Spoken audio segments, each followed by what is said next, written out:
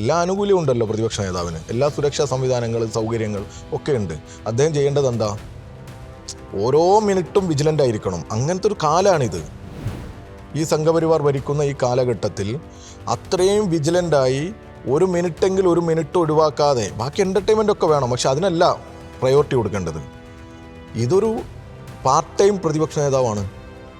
എന്നാൽ റഹീം സഖാവിനെ പോലെയുള്ള ഞങ്ങളുടെ ഈ എം പിമാരൊക്കെ നോക്കൂ, നിങ്ങളതൊക്കെ വിലയിരുത്തണം. അത് റഹീം സഖാവ് ഇന്നിപ്പോൾ ഇവിടെ ആണെങ്കിൽ നാളെ പാർലമെൻറ്റിൽ, അടുത്ത ദിവസം ഇവിടെ മറ്റൊരു വിഷയം ഉണ്ടെങ്കിൽ അവിടെ വരുന്നു, ഈ ലഹങ്കൽ വിഷയത്തിന് പോകുന്നു, ഉത്തർപ്രദേശിലെ വിഷയത്തിൽ ഇടപെടുന്നു.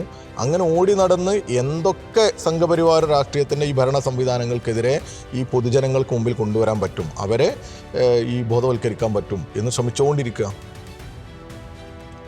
എന്നാൽ അതിൻ്റെയൊക്കെ എത്ര ഇരട്ടി സൗകര്യവും വിസിബിലിറ്റിയും ഈ പറയുന്ന കഴിവൊക്കെ ഉണ്ടെന്നല്ലേ ഇവർ പറയുന്നത്. അവർ എന്താ ഇങ്ങനെ ചെയ്യാത്തത് എന്നുള്ളതാണ്. അതുകൊണ്ടാണ് ഞാനത് നേരത്തെ ഇന്ത്യക്ക് അനുയോജ്യനായ ഒരു പ്രതിപക്ഷ നേതാവല്ല എന്ന് പറഞ്ഞു. പ്രതിപക്ഷ നേതാവിന് നല്ല റോളുണ്ട്, അത് ഉപയോഗപ്പെടുത്തണ്ടേ. ഏറ്റവും നന്നായി ഇടപെടുന്ന ഒരാളാണ് റഹീം സഖാവ്, DYFIയുടെ അഖിലേന്ത്യാ പ്രസിഡന്റ് എന്നുള്ള നിലക്ക് കൂടി.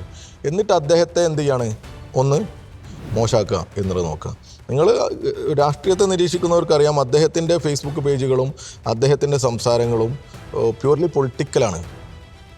ഒരു ആൻറ്റി സംഘപരിവാറാണ്. BJP വിരുദ്ധ നയങ്ങൾ പരമാവധി പ്രചരിപ്പിക്കാൻ, അതിനുവേണ്ടി പാർലമെൻറ്റിൽ ഇടപെടാൻ ഒക്കെ പരിശ്രമിക്കുക. മറ്റുള്ളവരെ നോക്കുക, എത്ര എം പിമാരുണ്ട് കേരളത്തിൽ? വേറെ സീനിയോറിറ്റിയുള്ള എം പിമാരില്ലേ? എത്ര ആളുണ്ട് കേരളത്തിൽ നിന്ന് 2, 3, 4 തവണ ജയിച്ചു പോയ എം പിമാരുടെ ഏതെങ്കിലും ഒരു പ്രസംഗം നിങ്ങൾക്ക് ഓർമ്മയുണ്ടോ? ഉണ്ടാവില്ല. ആകെ ഓർമ്മ ഉണ്ടാവും നമ്മളെ ഇവിടുത്തെ എറണാകുളത്തെ നേരത്തെ, അതും രാജ്യസഭയിൽ CPM പറഞ്ഞയച്ച P. രാജീവിൻ്റെതായിരിക്കും.